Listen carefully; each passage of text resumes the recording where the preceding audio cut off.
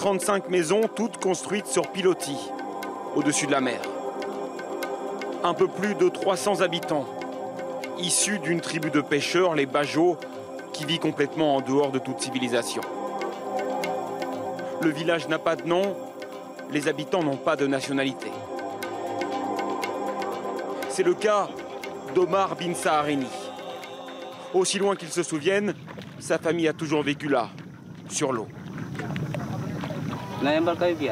Nous ne pourrions pas habiter sur Terre, car nous sommes trop habitués à la mer. C'est impossible.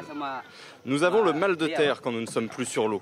Depuis très longtemps, nos ancêtres ont toujours vécu sur la mer. La terre, ce n'est pas pour nous.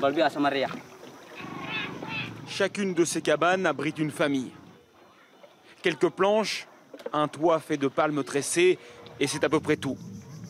Ils vivent ici sans électricité, sans téléphone bien sûr. Pour boire, ils recueillent l'eau de pluie. Ils vivent complètement coupés du monde, entre ciel et mer. Ils n'ont pas de calendrier, pas de rendez-vous. Ce sont les besoins immédiats du quotidien qui rythment les journées. Ici, nous ne connaissons pas notre âge. Nous ne sommes pas habitués à retenir ce genre d'informations. Le but de la vie, c'est de trouver à manger, de bien dormir, donner la vie aussi. Mais nous n'avons pas de nom pour les mois ou les jours, rien de tout ça. Et pour manger, il faut partir à la pêche chaque jour. Ceux qui ont les plus grosses barques vont jeter les filets au large. Les autres, comme le beau-frère d'Omar, partent en famille récolter les fruits de mer. Dès l'enfance, ils vivent en harmonie avec l'eau. Ici, le savoir se passe d'une génération à l'autre oralement. Personne ne sait lire dans le village. Il n'y a pas de chef non plus, pas de hiérarchie. Les femmes comme les hommes accomplissent les tâches du quotidien, d'égal à égal.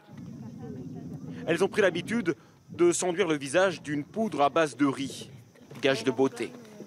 Et ce dont elles rêvent pour leurs enfants, c'est d'avoir la même vie qu'elles. La seule chose que nous connaissons, c'est comment récolter les coquillages ou couper du bois. C'est notre école à nous. Nos enfants ne vont pas à l'école sur la terre car ils ne savent pas écrire. La seule écriture que nous connaissons, c'est celle de la mer. Un village bloqué dans un espace-temps différent du reste du monde, où la vie n'a de sens qu'en harmonie totale avec l'océan.